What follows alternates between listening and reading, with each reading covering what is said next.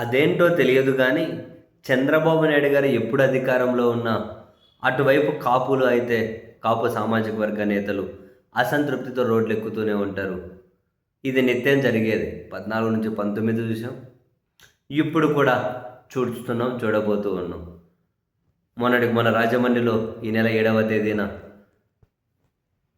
కాపు సంఘాలని ఒక సమావేశాన్ని ఏర్పాటు చేసుకున్నాయి. ఈ ప్రభుత్వం మీద హామీలిచ్చి మాట తప్పిన వీళ్ళ మీద అండ్ మాతో ఓట్లు వేయించుకొని ఇప్పుడు మేము అవసరం లేదంటున్న పవన్ కళ్యాణ్ గారి మీద అని అంటూ వాళ్ళు కొన్ని సీరియస్ ప్రశ్నలు సంధించారు. తీవ్రంగానే కొన్ని హెచ్చరికలు జారీ చేశారు. సో దానికి కొనసాగింపుగా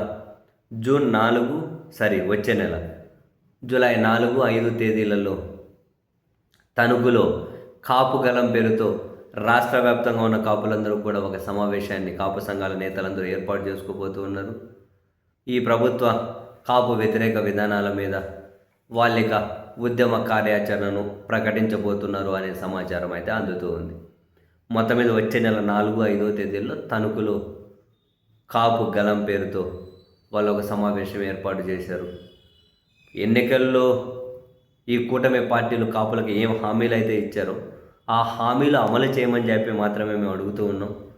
సో ఆ హామీలు అమలు చేయమని చెప్పి అడుగుదామని అటు ముఖ్యమంత్రి చంద్రబాబు నాయుడు గారు, ఉప ముఖ్యమంత్రి పవన్ కళ్యాణ్ గారు అపాయింట్మెంట్లు కోరుతూ ఉంటే వాళ్ళు మాకు అసలు అపాయింట్మెంట్ కూడా ఇవ్వడం లేదు, టైం ఇవ్వడం లేదు.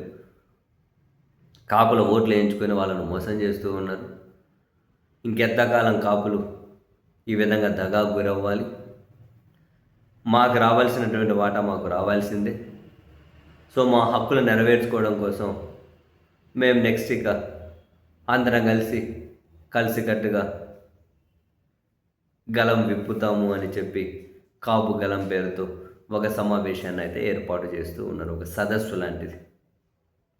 ఏమో మరి పవన్ కళ్యాణ్ గారు ఇంతకు ముందే క్లియర్గా చెప్పారు, మీరు కులం పేరుతో బెదిరిస్తే కుదరదు, అటువంటి భావన వీడాలి, మీరు ఓట్లు వేయరంటారా, ఏం వేయకుండా ఏం పర్వాలేదు నాకు, ఇటువంటి వ్యాఖ్యలని ఆయన చేసి ఉన్నారు. బహుశా కాపుల్లో ఇవి మరింత మంటపెట్టి ఉండొచ్చు.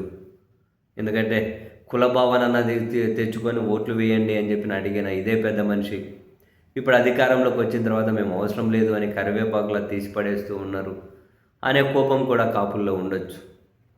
బట్ ఏది ఏమైనా ఆ సామాజిక వర్గంలో అసంతృప్తి అయితే పెరుగుతూ ఉన్నట్లుంది. అందుకే ఆ సంఘం నేతలు కూడా వరుస పెట్టి సదస్సులు, సమావేశాలు అంటూ రోడ్డెక్కుతూ ఉన్నారు. రాబోయే రోజుల్లో ఆ నిరసనలు మరింత బలంగా రోడ్డెక్కినా కూడా ఆశ్చర్యం ఉండకపోవచ్చు.